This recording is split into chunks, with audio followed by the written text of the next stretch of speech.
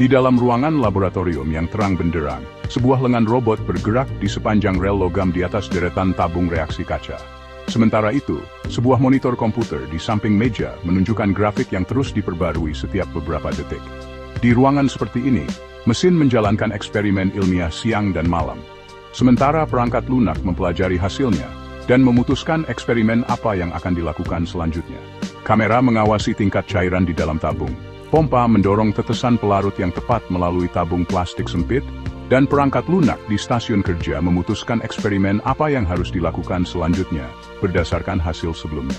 Ketika orang berbicara tentang ilmuwan AI yang bekerja 24 jam sehari, mereka biasanya merujuk pada sistem seperti ini, di mana mesin menjalankan eksperimen fisik, sementara model AI mempelajari data yang muncul di layar. Di laboratorium penelitian bahan tradisional, seorang peneliti manusia memakai kacamata pengaman berdiri di meja mengukur bubuk di timbangan digital, menuangkan bubuk ke dalam cawan lebur kecil, dan menempatkan cawan lebur ke dalam tungku yang memanas dengan kumparan oranye menyala. Setelah berjam-jam pemanasan dan pendinginan, peneliti mengeluarkan sampel, memeriksanya di bawah mikroskop, dan mencatat hasilnya di buku catatan sebelum percobaan berikutnya dimulai.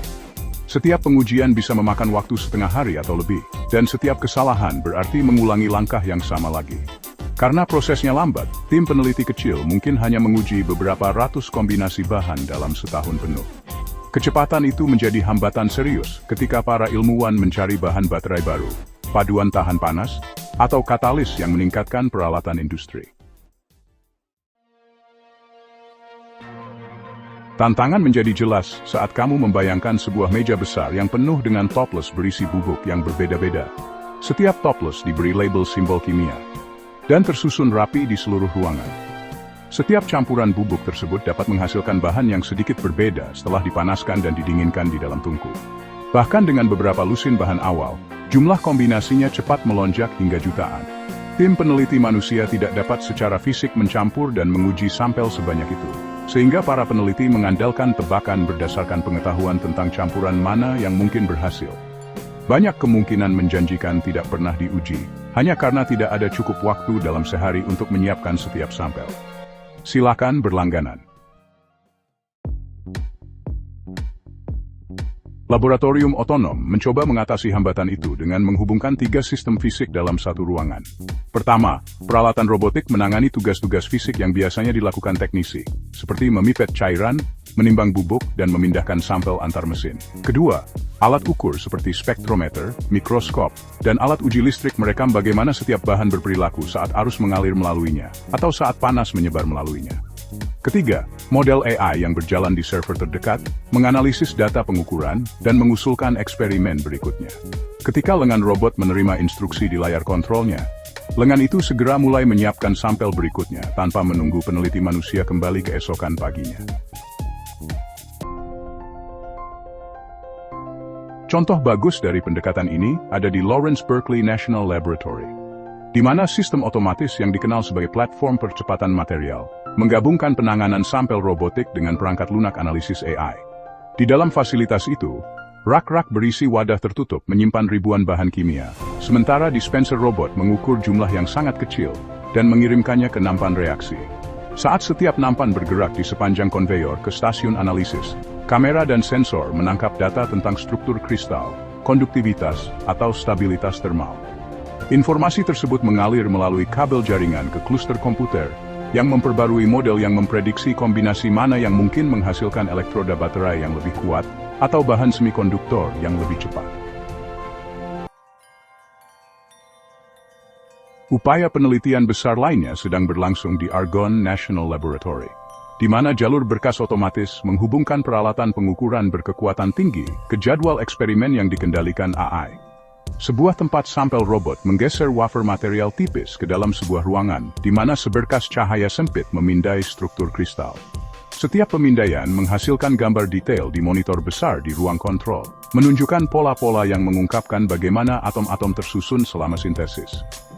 Daripada menunggu berminggu-minggu bagi para ilmuwan untuk menganalisis gambar secara manual, perangkat lunak AI membandingkan pola-pola baru dengan ribuan hasil sebelumnya, dan segera menyarankan penyesuaian suhu, rasio bahan, atau waktu pemrosesan untuk batch berikutnya.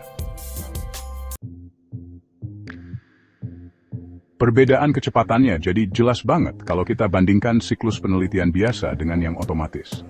Di laboratorium biasa, seorang ilmuwan mungkin menghabiskan beberapa jam menyiapkan sampel, 1 jam lagi memanaskannya di dalam tungku, dan beberapa jam lagi melakukan pengukuran sebelum memasukkan hasilnya ke dalam spreadsheet.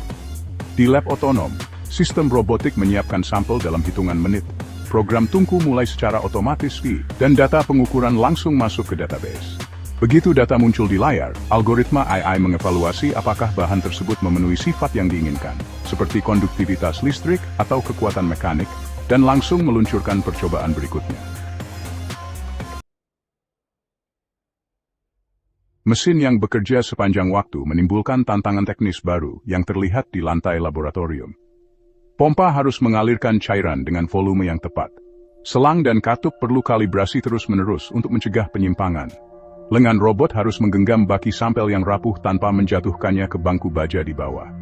Sensor suhu di dalam tungku harus tetap akurat, karena perbedaan hanya beberapa derajat dapat mengubah struktur material sepenuhnya. Ketika ada yang rusak, teknisi mungkin masuk ke ruangan keesokan paginya dan melihat mesin berhenti dengan lampu peringatan berkedip di panel kontrol. Pertimbangan ekonomi juga terlihat jelas saat kita melihat peralatan yang memenuhi laboratorium. Sistem robotik, pompa presisi, dan instrumen pengukuran otomatis bisa menelan biaya jutaan dolar untuk pemasangannya. Dan mereka membutuhkan teknisi yang memahami sistem mekanis dan perangkat lunak.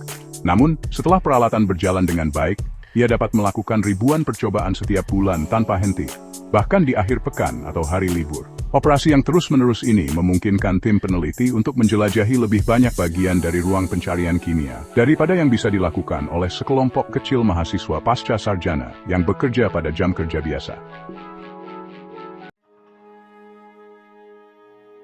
Ada juga batasan fisik yang tidak bisa dihilangkan oleh otomatisasi. Bahkan jika sistem AI mengusulkan formula material baru yang menjanjikan di layar komputer, atom-atom di dalam material itu harus tetap mematuhi hukum kimia dan fisika saat sampel disintesis dalam tungku atau reaktor. Beberapa material tidak dapat membentuk struktur yang stabil pada suhu biasa, dan yang lain mungkin retak atau rusak setelah penggunaan berulang dalam peralatan nyata. Ketika peneliti menguji senyawa baterai atau wafer semikonduktor baru, mereka sering melakukan uji tekanan panjang di dalam ruang beriklim terkontrol untuk melihat bagaimana material berperilaku setelah berbulan-bulan pemanasan, pendinginan, dan beban listrik. Meskipun ada batasan-batasan itu, laboratorium otonom sudah mengubah kecepatan penelitian teknologi energi dengan cara yang terlihat. Ketika bahan baterai baru terlihat menjanjikan pada grafik yang menunjukkan kapasitas pengisian dan masa pakai, para insinyur dapat dengan cepat beralih dari sampel laboratorium ke sel prototipe yang dirakit pada jalur uji bergaya pabrik. Di gedung lain di ujung jalan, teknisi menyambungkan sel prototipe ke rak elektronik daya yang mengisi dan mengosongkan sel berulang kali. Sementara sensor merekam kinerja pada layar yang terpasang di dinding. Semakin cepat para ilmuwan dapat menemukan dan menguji bahan baru di lab, semakin cepat para insinyur dapat mengevaluasi apakah bahan-bahan tersebut akan bertahan dalam kondisi operasi nyata di dalam kendaraan, pusat data, atau sistem penyimpanan listrik. Yang membuat perubahan ini penting bukanlah mesin telah menggantikan ilmuwan, tetapi laboratorium fisik itu sendiri telah menjadi bagian dari lingkaran umpan balik berkelanjutan antara mesin dan manusia. Para peneliti masih berjalan di laboratorium mengenakan kacamata pengaman, memeriksa pembacaan instrumen di layar kontrol, dan menyesuaikan peralatan ketika ada sesuatu yang tidak terduga. Tapi, alih-alih melakukan setiap langkah secara manual, para peneliti mengawasi sistem yang menjalankan ribuan eksperimen secara otomatis, sementara perangkat lunak AI menganalisis hasilnya secara real-time. Saat lengan robot memulai eksperimen lain di larut malam dan grafik data mulai naik di monitor, laboratorium masih bekerja meskipun tim manusia sudah pulang untuk malam itu. Terima kasih banyak sudah menonton. Mohon suka dan berlangganan.